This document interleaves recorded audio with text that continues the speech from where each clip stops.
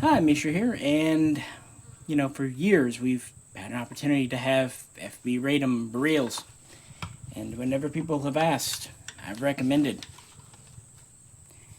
And now they're finally coming to an end. This is not unexpected.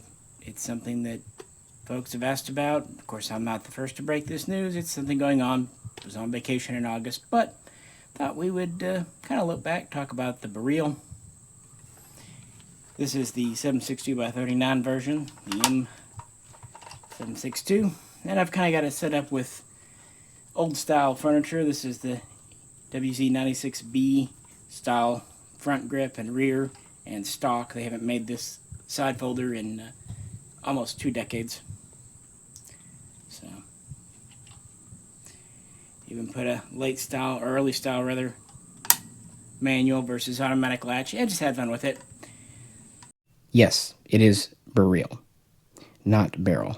That's because it's named after the element of beryllium, just as tantal before it was named after an element.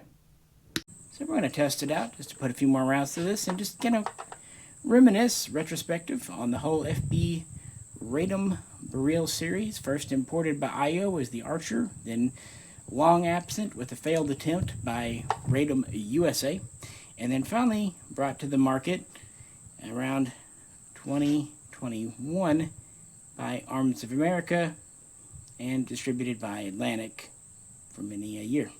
Of course, not to be confused with Poland's WBP or Poland's Pioneer Arms, PAC, because just like America, Poland has more than one gun company. So, if you could, please do like, share, and subscribe. Help out on Patreon. Cabin's done. We've already talked about that in the video. And, yeah, might be some changes around here. New things going. But with no further ado,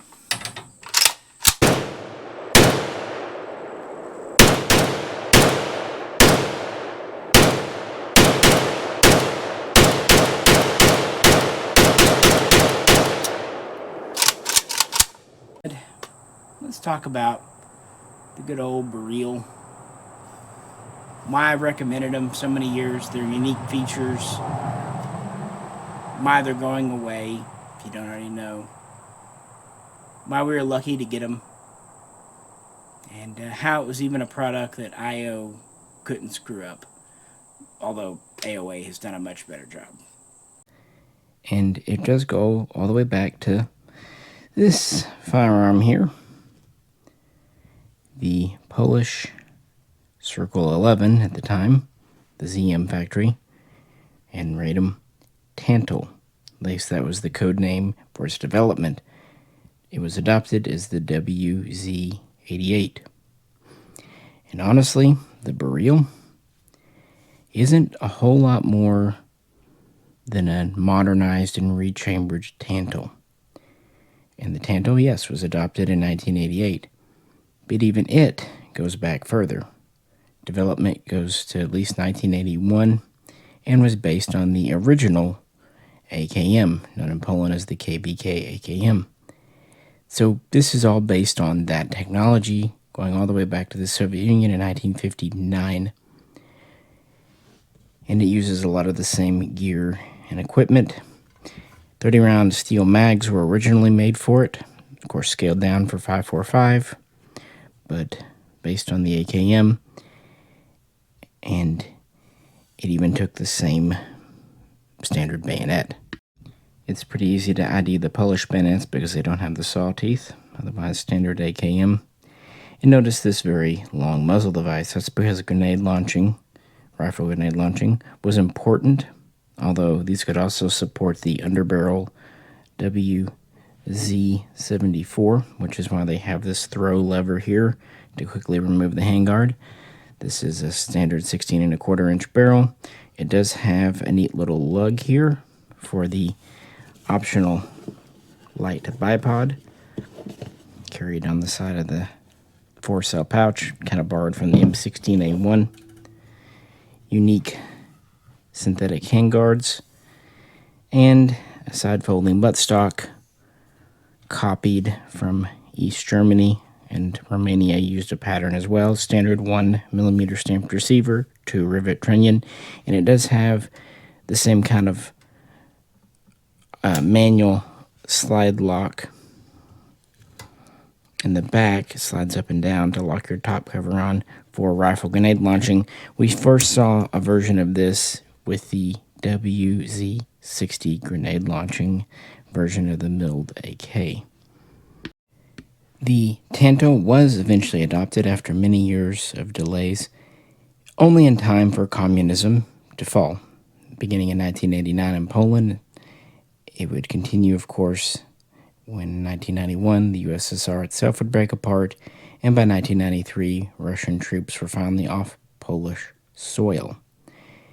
But Radom had committed to do these, the government had, so they went ahead and placed an order for 25,000, but didn't really do a whole lot with them. It was their official rifle for a few years, but they weren't too thrilled with 5.45.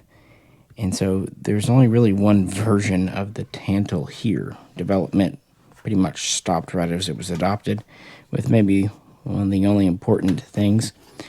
They did switch from the steel magazine to a polymer one. Very much like what we see in Russia and Bulgaria, just with different markings. But otherwise, the Tanto was essentially dead on arrival. Already by 1991, Radom was working on rechambering the 5.45 Tanto to fire 5.56 223 NATO. There was already an idea to join, and also they wanted to bring in money, so for the export market. These are the WZ-91 guns. There was a few different models, but they didn't go anywhere. But already by 94, there were firm plans for Poland to join the NATO alliance by the year 2000, and of course they would need to adopt the SS-109 cartridge, the 62 grain cartridge.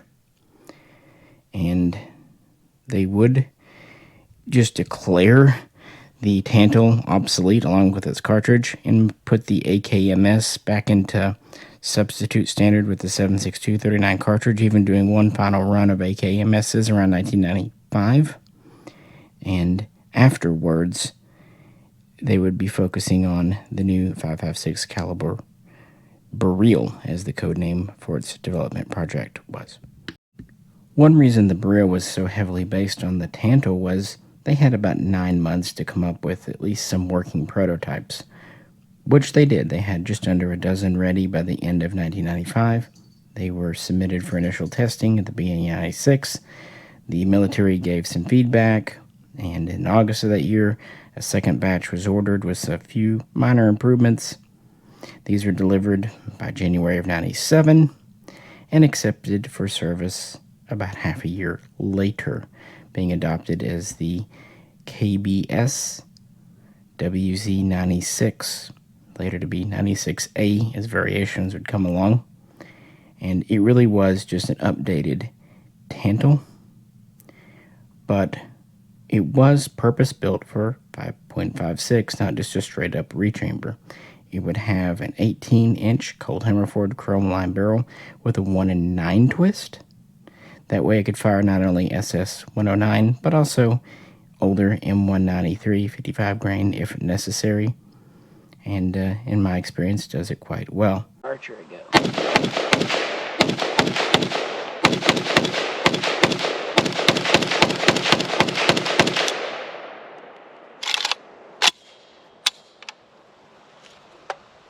As for magazines, they started with the late style Tanto using this black polymer, and they had already made some upscaled mags for 7.62 39 out of the same black polymer. So the first Beryl mags were the same, including having some metal reinforcing at the top. Basically AK-74 pattern, but especially made for 5.56, not 5.45 cartridge. And of course with IO, you only had the one version, the full rifle 5.56, AOA, we've received 3 very distinct versions and a couple of subversions, mostly different furniture. And there have been 3 generations of the Beryl in military service: the WZ-96A, the WZ-96B, and the WZ-96F. No, I'm just screwing with you. It's WZ-96C because that's how the alphabet works, even in Poland. The Beryl first saw combat in March of 2002 when Poland would send troops to support operations in Afghanistan.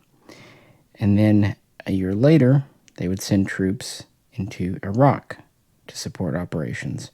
And it was really this feedback that helped lead to several soldier-inspired and approved updates.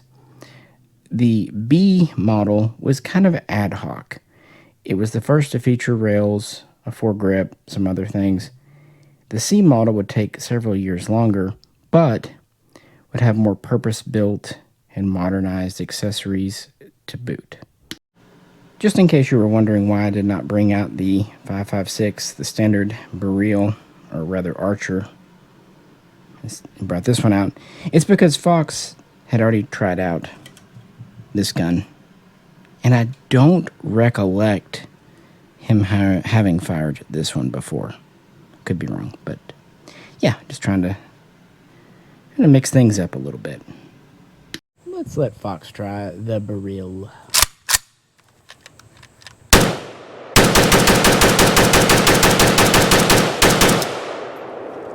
One piece of, I was going to say brass, but it's actually steel, did dink me in the forehead, so well, that's why you wear glasses, maybe folks. It knocks some more sense into you. Trust me, if it was going to do that, would have done it a long time ago. From the beginning, they did want the Beryl to fire rifle grenades, either under barrel or from the muzzle, but they wanted to get rid of this rather long and complicated device from the Tantal, and so they introduced this style here. What do you think about that one? I think it is like a typewriter, dude. The ease of recoil in that, you just feel the quality, man. That's the Beryl for you. What's funny is that little compensator. It's so simple, it's not one of those big obnoxious break, but it works so well. All the sound goes out in front of you with minimal muzzle rise.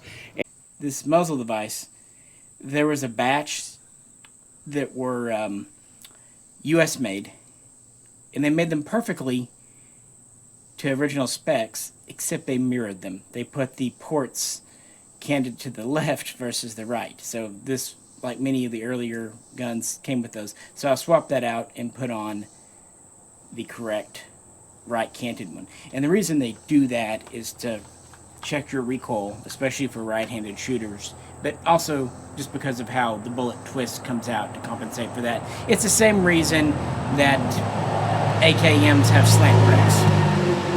Side by side, you're going to hear them. It's Labor Day weekend as I record this. But no, I was curious to see if this would unscrew because I did not Loctite it. I just tightened it down with a wrench. But no, it's going to stay on. You never know. This is on 14x1 left-hand threads, which is good. The original Beryls, though, they actually pinned these devices on. They used 2 pins, top and bottom, just like front set base. And I guess some of the earliest updates were to the controls. Looking at the Tantal, you see a very standard selector. They added a piece. They actually just cut a notch on the selector and added a flange to make it easier to manipulate. And they literally just enlarged the mag release, also making it easier to manipulate. So that was the first early steps around 2002, 2003. The earliest guns would be known as WZ-96, quickly transitioning over to the WZ-96B around 2004, 2005. And of course, Beryl's so good with their controls, you know, man. The oversized. Their safety is oversized, the mag release. One of the most unique and frankly copied features of the Beryl is its rail mount system, the POPC. And the reason I have an EOTech on is because beginning in 2002, 3, 4, the Polish military started purchasing these and issuing them on pretty much every rifle, even some light machine guns that they could. But this is the 4th generation rail. The first was a proprietary rail meant for the A model. Didn't really seem like it went much of anywhere. The 2nd generation was a little mount that would go up here. I do have one, but I've mislaid it somewhere. It sits up very high and it just clamps onto the front. The 3rd generation is actually still very popular today. It's like this. It's considered the Weaver version, but it also sits lower. This one sits up a little higher, so it has a trough so you can see under it. But a lot of folks actually prefer the Generation 3 because it allows for a lower optics mount.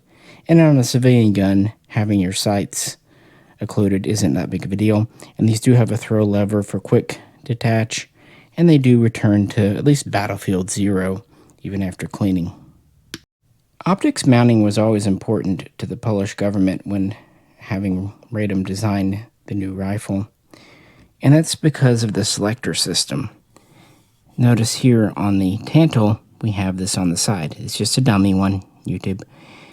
This is your single shot, burst, 3-round, or automatic selector. So the right side is just a safety.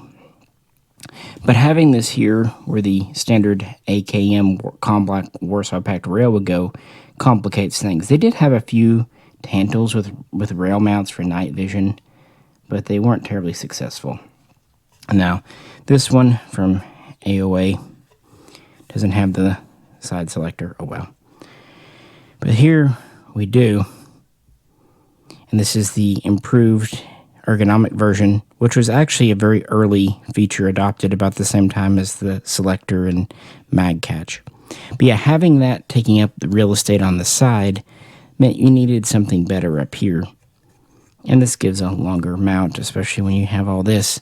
So that's one reason it was always a priority. And one reason for quite some years, the Beryl mount was one of the better mounts for an AKM, AK-74 type gun. After all, it locks in 2 places on the rear sight base, which is riveted together, and then has a big throw lever mount on the rear trunnion, which is riveted in 3 places. So it's anchored very securely, and you do have enough real estate for most any optic, or sometimes even an optic and a flip magnifier if they're not too chunky.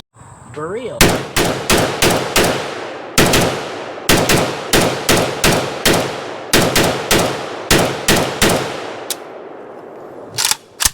Here we have kind of the evolution of the handguard or forearm.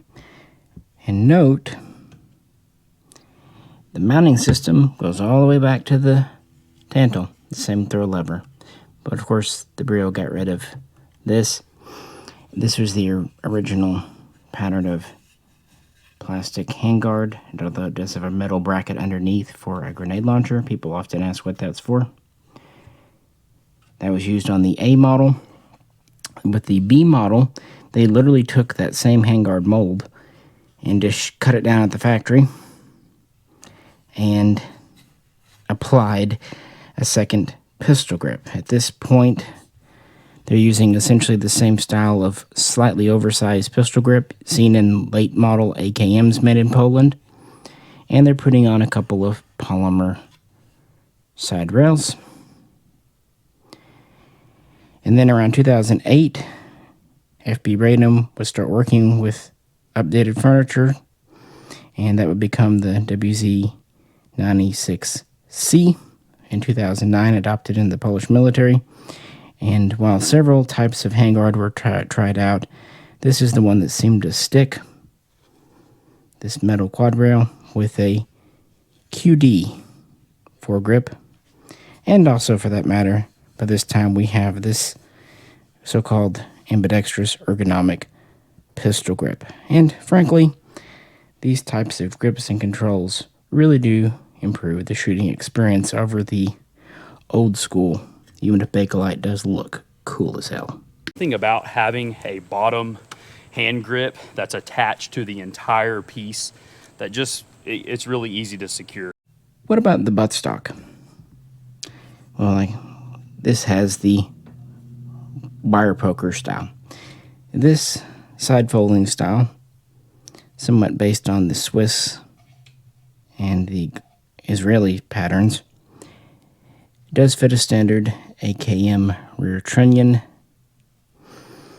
and was used on the WZ-96A and B models. With the C, they went to this version. Although a folding and collapsing version was offered by FB-Radom, the military opted against it. So the downside to this version, even though it has a large butt plate and it has 4 adjustment positions, is you can't fold it. On the other hand, some have complained this style is too short. That's the original stock before they went to the longer one. What do you think of that short stock? I love it. It's Okay. crazy with it being steel and 2-piece. Yeah. Man, you would not know the difference between this and a wood stock other than this is comfortable. But Yeah. from the looks of it, it looks like it's going to be annoying. No, it's quite the opposite. Cool. Surprised me a little that Fox didn't have a problem with this type of stock and its overall length of pull. I also wanted to mention that the rear trunnion was reinforced with the Beryl. On the Tantle, it was a standard 2 rivet. We still keep on with the 1mm receiver, but now we go to a 3 rivet pattern. And that was just to reinforce things for launching rifle grenades. When the Polish military adopted the C variant in 2009, a new pattern of magazine also came in. This is the original black one, and this is the issued translucent green one that's still used today. Now, there was a middle step where it was just kind of a translucent clear smoke, but those had issues and cracking, and were only made for a couple of years. Now we'll let Fox try the Archer.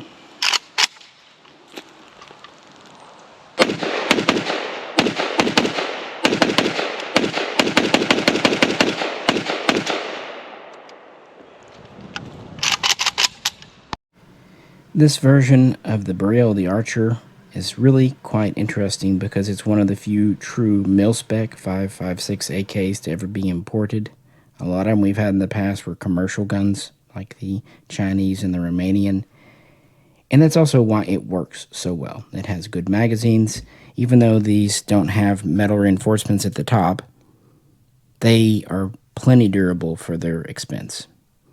And that's also why it's had so many updates and improvements over the years, because it's actually seen real-world use.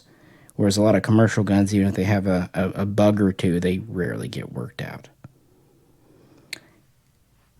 As for the 7.62-39 version, it is harder for this one to stand out. There's a lot more Kalashnikovs out there in this caliber. This is more of a niche item, I can't lie. But I do like that it is also military. Nigeria has been issuing these for almost a decade now, and they have 3,000 or 4,000 in service, if not more. And of course, FB-Radom based this on their decades of experience with the AKM, so they knew how to do it right. With that, it's a mil-spec gun. One fun rumor that was going about when these first came in was that they were actually made in Africa, made in Nigeria. No, they are made in Poland. Just because Nigeria has a license to make these doesn't mean that they're going to be imported, because that would be illegal. All imports have to be tracked, and they have to be taxed, they have to be tariffed, and their country of origin has to be well documented. So I can promise you, this is a Polish gun. But that was one of those kind of funny little things that came out when they first did. And the Mini Beryl is great too. But history did repeat itself with the Mini.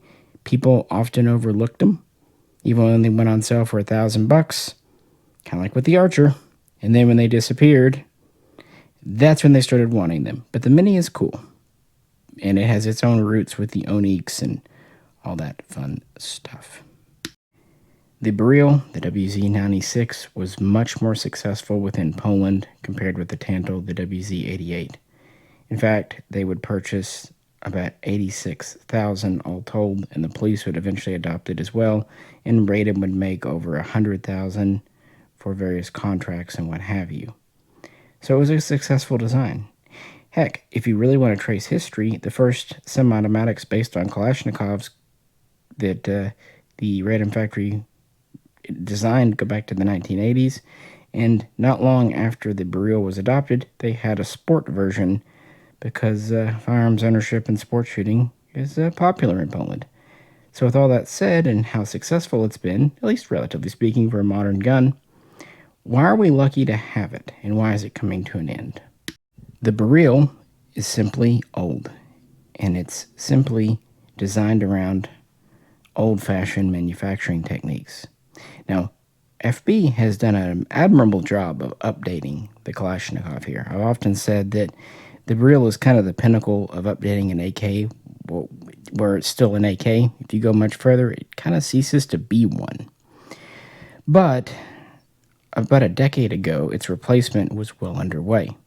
And even though it was delayed many a year, finally the MSBS, now Grot, is going into service. And, well, FB is switching over production. This was originally based on the Tantal, carried forward with the A's and the B's. But the last major Polish military police order was in 2016. They also updated some of their older A and B models to C standard up to about 2019. And that was it. With their 80,000 some odd guns updated, they don't need any more. And there was the Nigerian contract. They would purchase a few thousand and also a site license to manufacture in 2018. So if Nigeria does need more, they'll make their own. They even had a 545 version they started offering around 2011, but no one bought it, so they never made it. And that was it. It did a good job, but it's dated. And frankly, the only reason we even have these semi-automatics is because Arms of America negotiated a large enough order with FB-Radom that they thought it was worthwhile to keep a little corner of their facility devoted to semi-automatic Beryl production for America. But that can only go so far. It eventually costs too much to just be making them for us. We're always better off when we're buying semi-automatic versions of current military production guns. For example, like the Bren 2 or the Beretta ARX 100 when those are coming in. And hopefully the Grot in the future. But keeping production going just for us, it just does not make sense. We never did get a semi-automatic Tantal rifle or pistol import. So all the ones here were built with parts kits. Again, though, Poland only had about 25,000, and I think most of them ended up as kits here. So that was it. The first FB import we ever saw came around 2012 when IO imported the first so-called Archers. These were based on the WZ-96C. They were chambered for 5.56 to 23. They had an 18-inch barrel, although the first generation, the first couple of hundred, did have a slightly shorter 16.5-inch. Generations 2 and 3 have the true 18. Although some of their oopsies were sometimes they put their muzzle devices on upside down, so I don't know what it is about the Beryl muzzle device. It seems hard for people. Now, it has the lug for the bipod, but no notch under the barrel for a cleaning rod. That's actually correct. They stored the cleaning rod in the mag carrier, the mag pouch. It was 2 sections. Now, there should be a small nub in here to keep the bipod from over-rotating, but yeah, and just as on this one, that's not machined out, but you could easily do it for a bayonet if you wanted to. This is an entirely Polish gun, receiver, barrel included, and despite IO doing the importation, which did kind of give these a bad reputation, undeservedly, they were good guns, but they were introduced to the market at a too high price tag, and also without enough accessories. They didn't look like a Beryl when first imported, even though underneath the stuff they were and could be restored to. So only die-hard collectors would get one. With the Gen 2s and 3s, things got better, but by then it was probably too late. So only 700 came in, and these were disappearing from the market around 2014. Of course, 2015, 2016, after the Archers had disappeared, they started to be valuable. People started paying $2,000, even $3,000 for them. Yeah, funny how when they wouldn't sell for $1,000 when they were available. Now, of course, not to get into the weeds on it, there was the whole Radom USA thing that was supposed to bring in guns, but it never happened. And even if you go back and look at the videos that Ted Marshall did, he was still talking about a price tag of around $2,000, $1,800 at the very least in 2015. So keep that in mind. But for many a year, it was a Beryl-sized desert. But around 2018, after experiencing some good luck importing WBP products, Arms of America, with a great deal of working with Atlantic Firearms, began negotiating with FB-Radom to bring in some automatic Beryls again. And it would take quite some time. In fact, we really wouldn't see them until 2021, worth talking about. And while they would bring over the 18-inch barrel to 23, very similar to what IO had done before, except a little bit nicer fitting out here, because these all have to come in Sporter compliant, and then they're rebuilt, remanufactured in America. So the job that AOA has done is better than IO's, but either way, same basic process. But they, of course, also brought over the 7.6239 version, which, yes, should have a 16.5-inch barrel, not 16.25. These are actually about 420 millimeter barrel. The reason they're slightly longer than standard AKM is so that the grenade launcher and bayonet will properly mount with this device. So those came in for the very first time, and of course they take standard magazines, as you've seen in the shooting clips.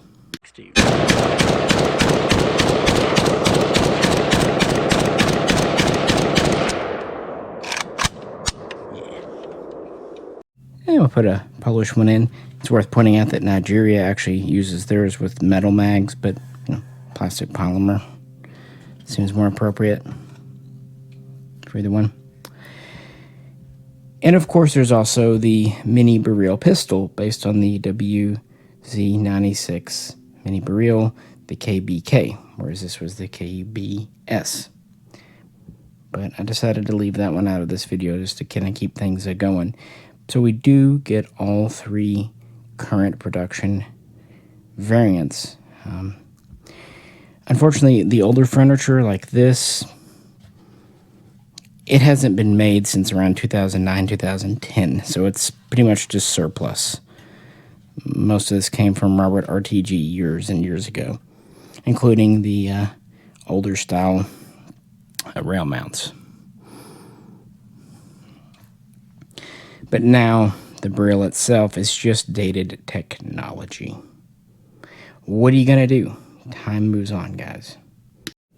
So what we were given was what FB could produce, and frankly, about as cheap as it was just going to happen in this day and time. I mean, everyone would love to pay $900, but yeah, no one wants to work for that, even in Poland. No, I feel fortunate. Now, I mentioned that about 700 of these came in. How many in the newer batch? I don't know. It's not going to be a huge number, a few thousand of each variant. But with the Grot production ramping up, FB really doesn't want to make more of these for us. With one caveat. There is a tiny chance, a slim hope that more could come in, but it is exceedingly unlikely. The only way FB would consider doing more Beryls, semi-automatics for us, is if AOA or another importer made a large order. 10,000, let's say. That's not likely. Not at all. Because the AK market is down in 2024. Way down. They just could not sell that many. Plus, with the exchange rate right now and modern labor prices in Poland, they would be at least the same money as before. They're not going to be cheaper. I promise that. So, people, generally speaking, don't want to pay for what one of these would cost. And even if 1,000 people did, that just wouldn't be enough. I mean, that's the case with most imports. I mean, we could have a semi-mac version of most anything if enough people would buy it. But importers aren't dumb. They're not going to order 10,000 of something only to sell a couple of thousand and then have to blow out. Remember, IO struggled to sell 700 of these, even when they lowered the price significantly. Now, granted, that was a different time, and that was partially their name. But my point is, I think it's not just the Beryl that's coming to an end, guys. I think outside of boutique parts kit building and everything, the AK itself as an import is going to way slow down. Look at Arsenal prices.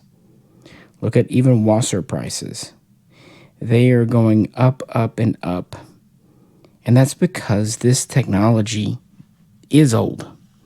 It's not designed for modern CNC. It's not designed for modern automation. The Kalashnikov was designed at a time when tooling was expensive, yet hand manual labor was cheap and available. And now that's kind of flipped. Anyway, just my opinion. The point remains that AOA has no plans to order more. I don't blame them. FB really doesn't want to make more. They're focusing on the grot. I don't blame them. And besides, thanks to the last 3 years, we have many more Polish-made authentic Beryls in the country than we did before 2020. And we have variations, not just the one type that IO did. That's pretty cool, guys.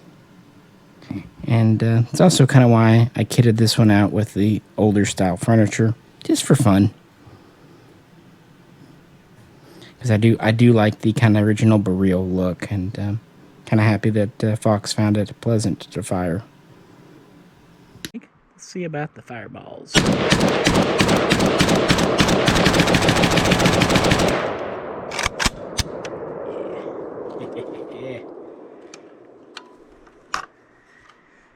It's firebally. Alrighty, one more time back here on the porch. It's been threatening rain all day, but so far so good. But it is sad, but also, as you heard, understandable that the time's up for these. I could have brought out the Archer, the 5.56, or the pistol, but this one sometimes doesn't get enough love. I think it's often overlooked because there's a lot of 7.62x39 AKs.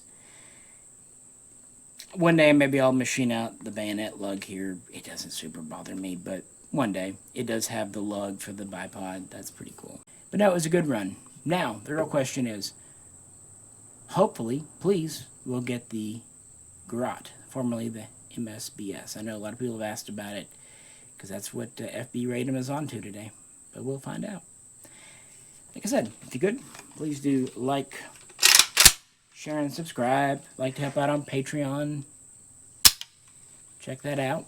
And let me know how you're liking the cabin videos so far, and kind of doing new things. And hope everyone's having a good start to their September and what I consider technically fall. I know it's not supposed to start till like the 21st, but in my mind, fall starts in September. At least it should.